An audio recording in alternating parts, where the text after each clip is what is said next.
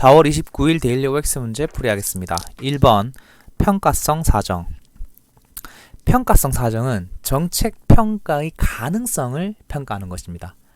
실제 평가에 착수하기 직전에는 분석, 즉 착수 직전 분석으로서 일종의 평가 기획 혹은 예비 평가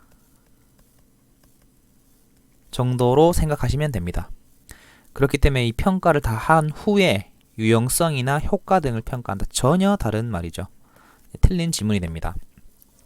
2번 형성평가는 주로 내부 평가자 및 외부 평가자의 자문에 의해서 진행된다. 담당자를 돕기 위함이다. 맞는 지문입니다. 자, 정책 평가를 우리는 이제 시기에 따라 구분할 수도 있고 평가 목적에 따라서도 구분을 합니다. 시기에 따라서는 형성평가,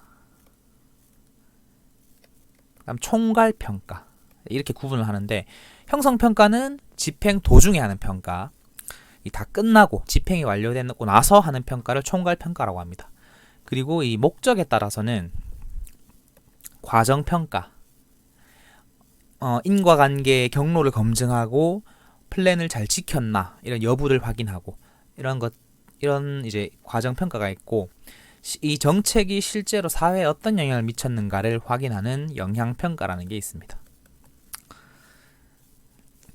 요 구분하는 게 가끔 나오기 때문에 잘 보셔야 되고 이 영향 평가는 뭐 또 다른 말로는 또 총괄 평가라고도 하기 때문에 여기 쓰이는 단어들 이걸 잘 보셔야 되고 이 형성평가와 총괄평가를 구분하는 기준 중에 하나가 그 주체가 형성평가의 경우에는 내부자, 외부자 이 내부 자문과 외부 자문이 같이 있는 것이고 총괄의 경우에는 주로 외부 평가자에 의해서 수행된다. 자, 3번 정책 평가에 있어서 내적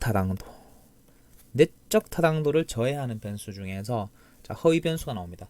변수에 관해서 꽤나 자주 출제되는데 헷갈릴 수가 있습니다. 대표적으로 지금 정리를 해놓아야 되는 게 이제 허위 변수, 억제 변수, 그다음에 이제 혼란 변수, 왜곡 변수 이 네 가지를 한번 보겠습니다. 허위는 자 실제로 관계가 없는데 허위로 있는 것처럼 하는 것. 억제는 반대로 있는데 억제해서 없는 것처럼 보이게 하는 것.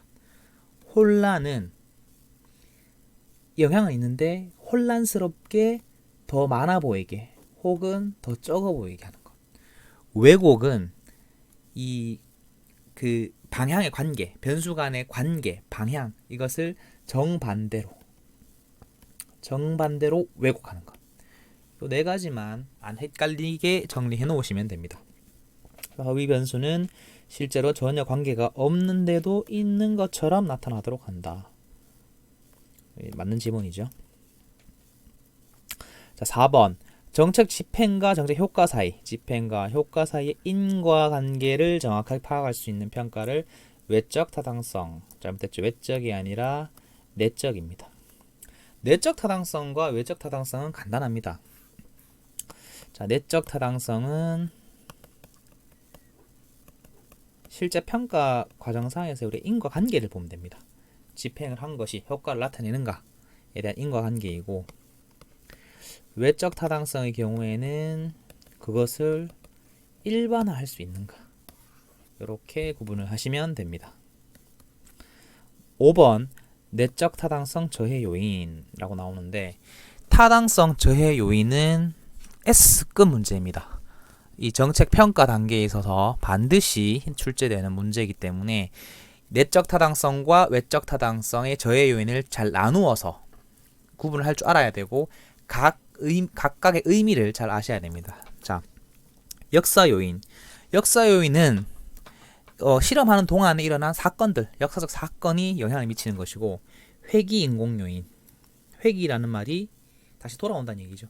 그러니까 극단적 측정을 했는데 극단적인 값이 나왔는데 결국 이거는 평균으로 회귀하기 때문에 이제 뭐 한두 번의 값으로 함부로 평가를 하면 안 된다는 거죠.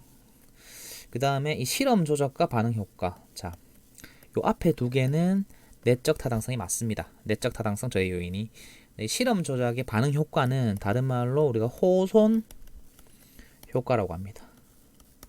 이게 이제 호손 효과라고 나올 수도 있고 실험 조작의 반응 효과라고 출제될 수도 있는데 일반적으로는 이렇게 이제 많은 책에서 다루기 때문에 이거를 보고 좀 헷갈릴 수는 있습니다.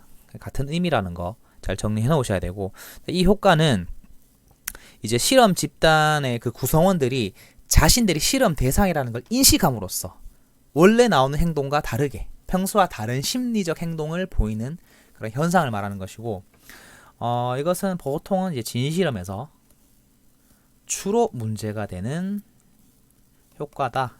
그래서 요거는 이제 외적 타당성의 저해 요인이 됩니다. 그래서 이 지문은 틀린 지문입니다. 자, 오늘 정책 평가에 관한 문제들 5문제 풀어봤는데 이 타당성 부분 반드시 정리 잘 해놓으셔야 되고 그 평가 단계도 이런 부분들 좀 헷갈리지 않게 잘 하시면 되고 또 메타 평가라든지 이런 어휘들도 잘 정리해 놓으셔야 됩니다.